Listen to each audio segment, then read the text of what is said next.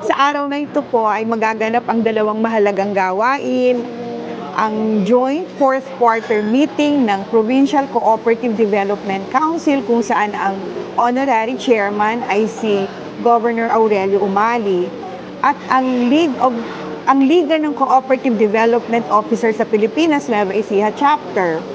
At magaganap din yung awarding of certificates of recognition sa mga kooperatiba sumagot sa ating panawagan ng tulong sa mga nasalanta ng earthquake sa Visayas.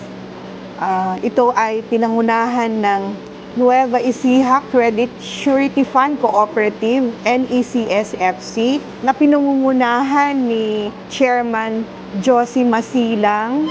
Ngunit ang ating Governor, Aurelio Matias Umali, ay nakaupo bilang board member, non-voting. Sa kabila ng mga hamong kinahaharap ng sektor ng agrikultura sa Nueva Ecija, kabilang na ang patuloy na pagbagsak ng presyo ng palay dulot ng RTL, namayani pa rin ang diwa ng malasakit at pagkakaisa. Pinangunahan ng Provincial Cooperative and Entrepreneurship Development Office sa paggabay ni Governor Aurelio Oye Umali ang proyektong Bayanihan para sa Visayas, Mobilizing Cooperative Support for Earthquake Victims.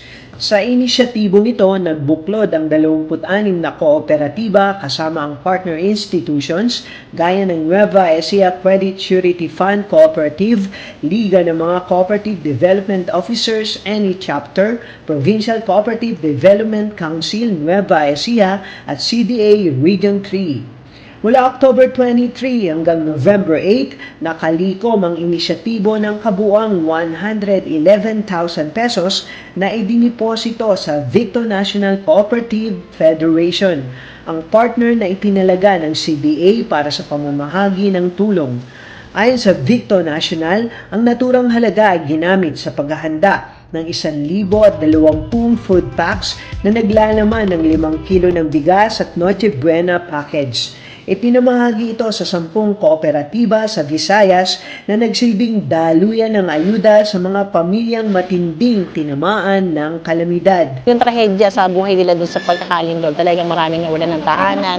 Talagang makakaramdam ka talaga ng awa doon sa naging kalagayan ng mga tao doon sa Cebu. Na kung may magagawa naman pala tayo dito sa Nueva Ecija na maliit na tulong, hindi nga rin namin akalain na doon sa simula na nilaunch po yun sa doon sa Coopan Celebration na magkakaroon ng sa pamamagitan po ng Nueva Ecija Credit Surety Fund Cooperative ay yun nga mag-advocate kami na magtulong-tulong na pagsamasamahin yung pera para po para maitulong doon sa Cebu.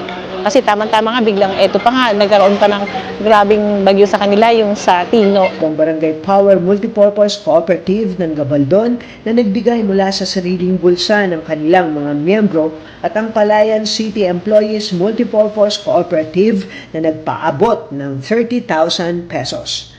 Nitong November 19, 2025, ginawaran ng Victo National Certificate of Donation ang 26 na kooperatiba bilang pagkilala sa kanilang kontribusyon.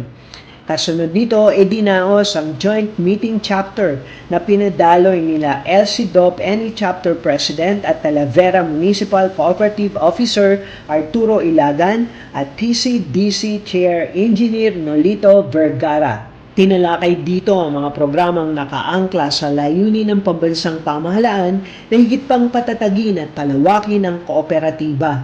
Ang sektor na patuloy na nagbibigay ng kabuhayan at pag-asa sa libo-libong pamilyang Novo Ecijano. Para sa Balitang Nueva Ecija, Delphine Agustin, Ilaw, DWNE, Teleradyo, ang inyong kakampi.